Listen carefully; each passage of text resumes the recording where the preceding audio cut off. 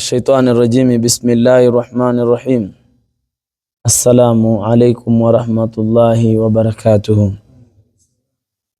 الحمد لله وكفى والصلاة والسلام على حبيب المصطفى وعلى آله أولي الوفا وبعد أما بعد kumshukuru Mwenyezi Mungu na kumtakia rehema Mtume Muhammad sallallahu alaihi wasallam, ahli zake na maswahaba zake. Ni siku na wakati mwingine tena alotuafikisha Allah subhanahu wa ta'ala kuweza kuketi katika viwanja miongoni mwa viwanja vyake au miongoni mwa viwanja vya peponi. Lakini viwanja vya peponi vya kwake, viwanja vya motoni pia ni vya kwake.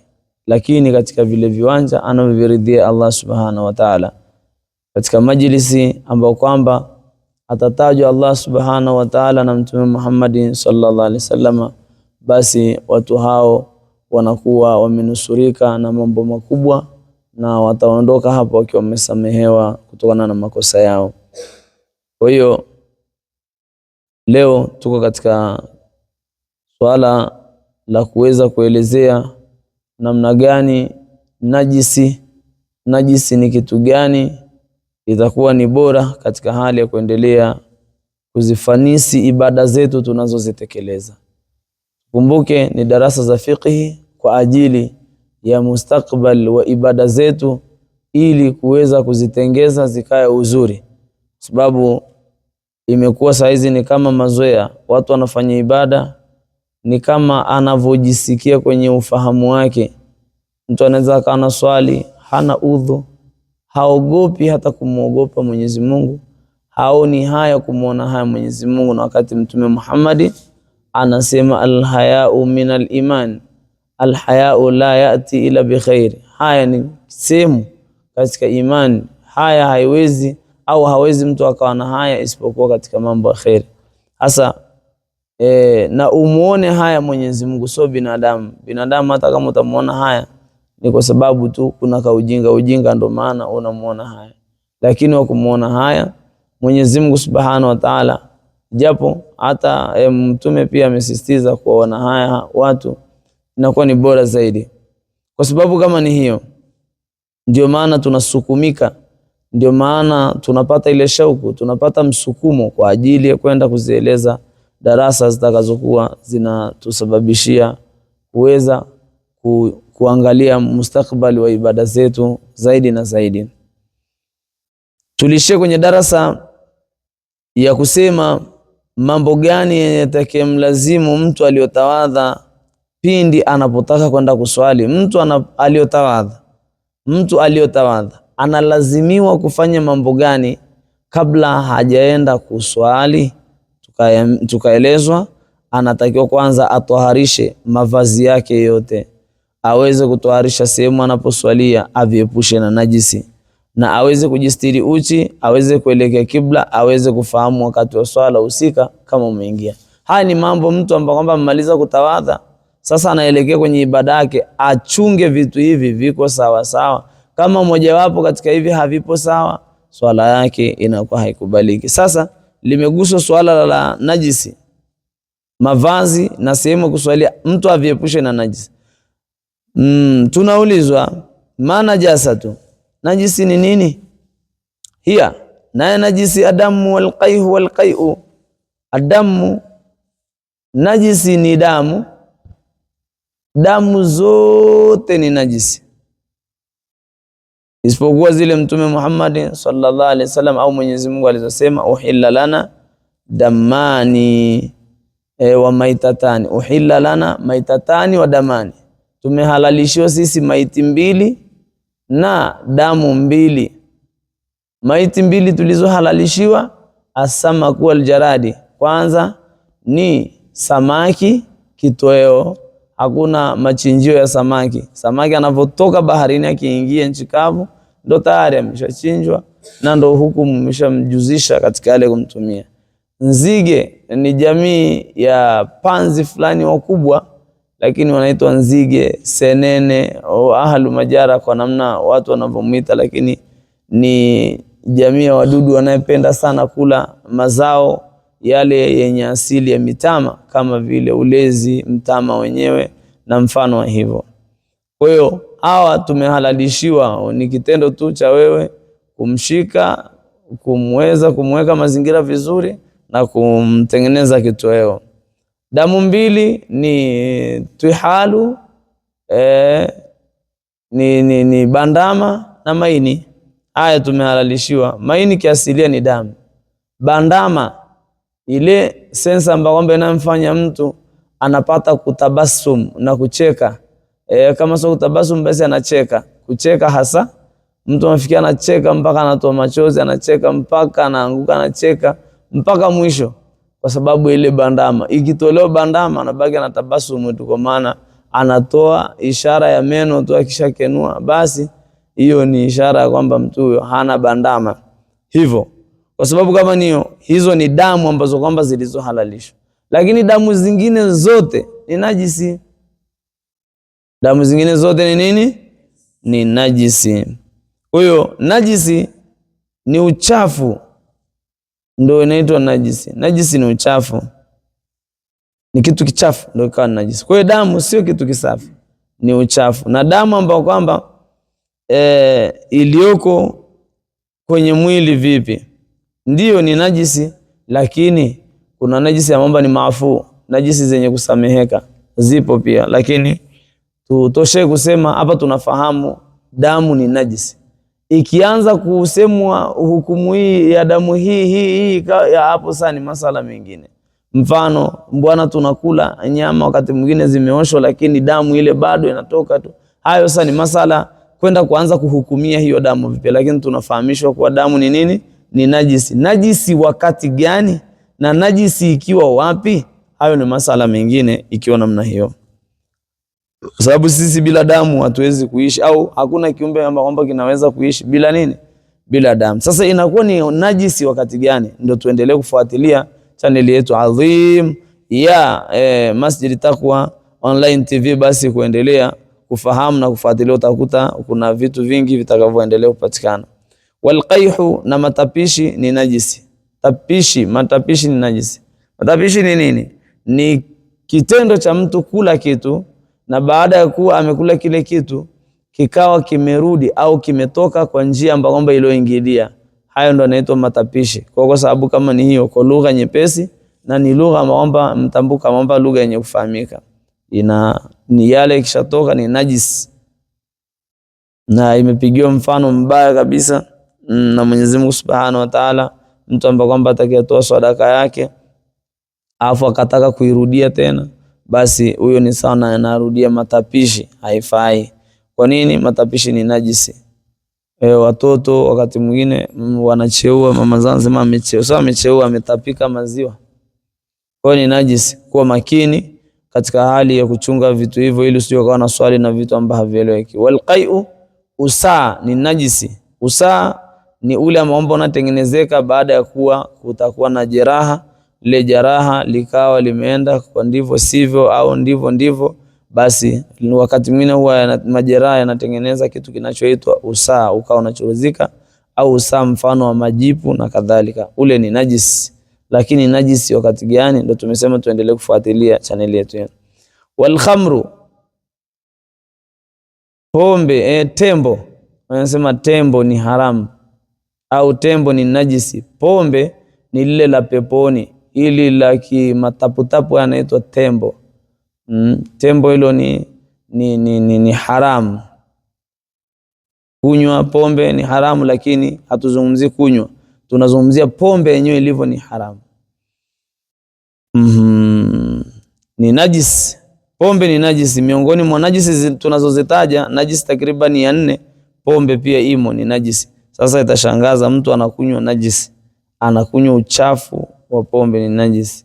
Tumombe Mwenyezi Mungu atuhifadhi inshallah, sababu wengine unaweza kukuta katika familia hakosekani au hawakosekani watu wanaotumia kitu hicho.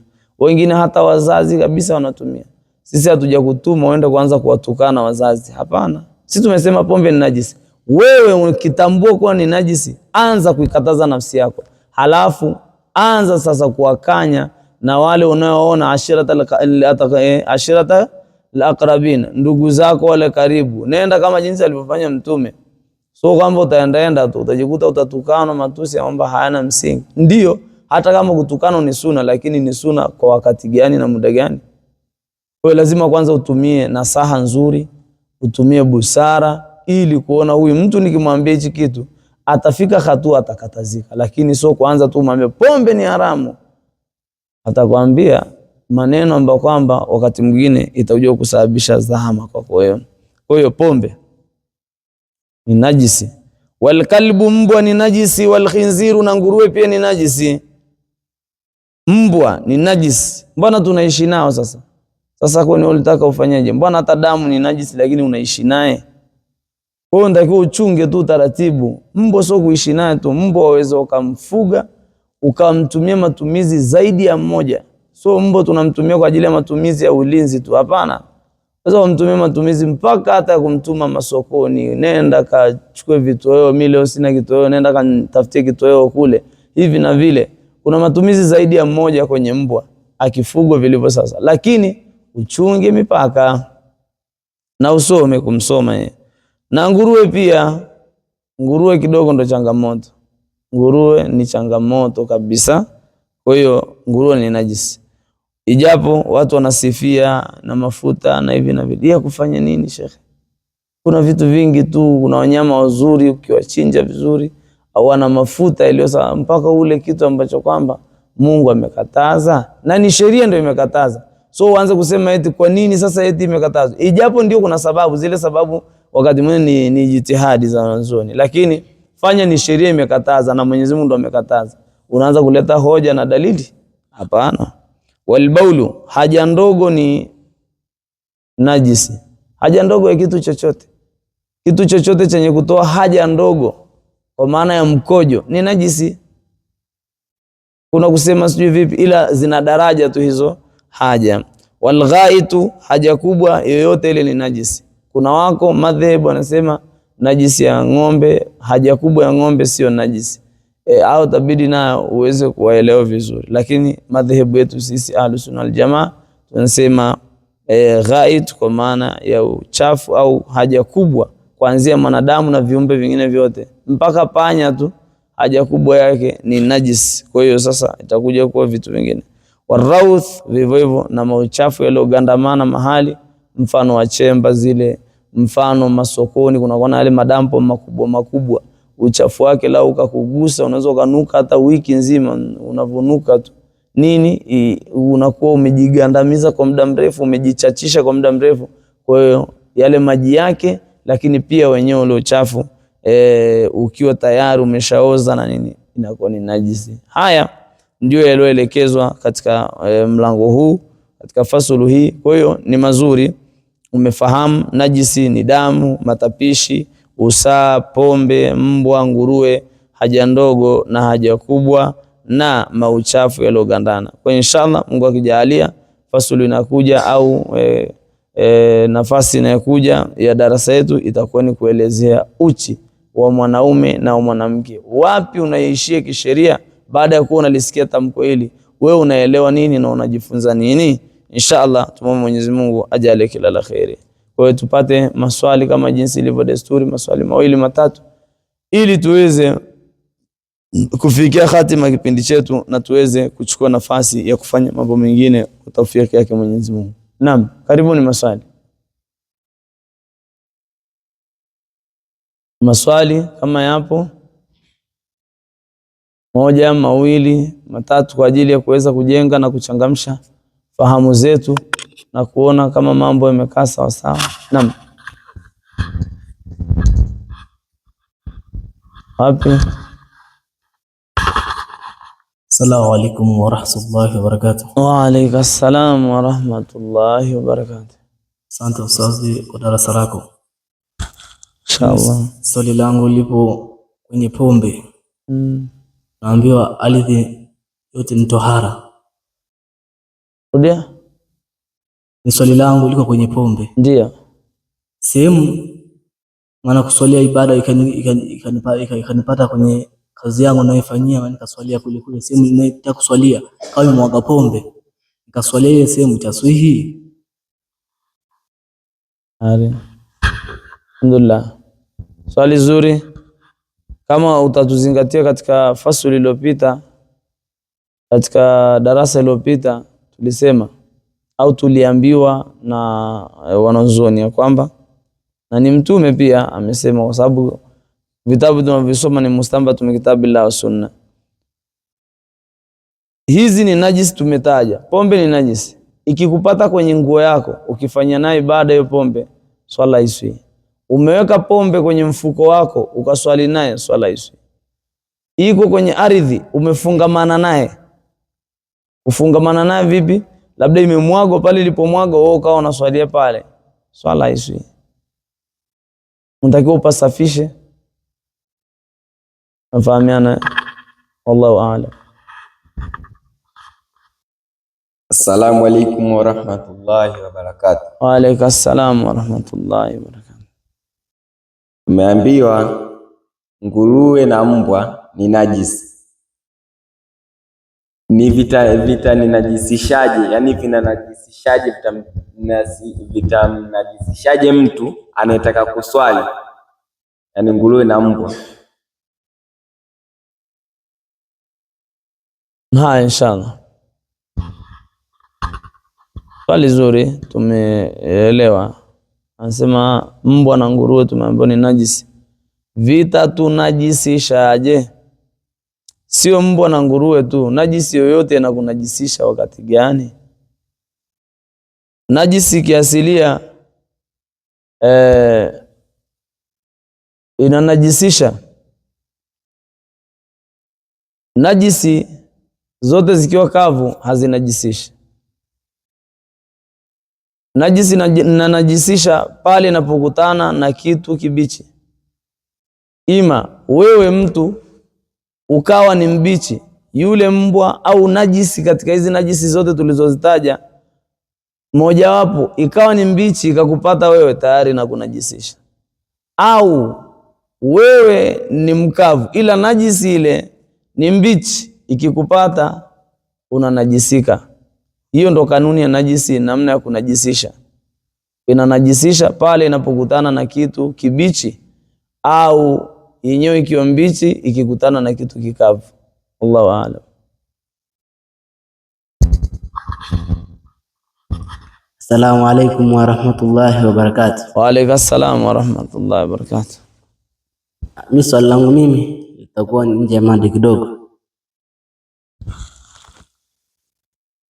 Kwa mfano, mtu ambaye kwamba amekusudia kutoa sadaka,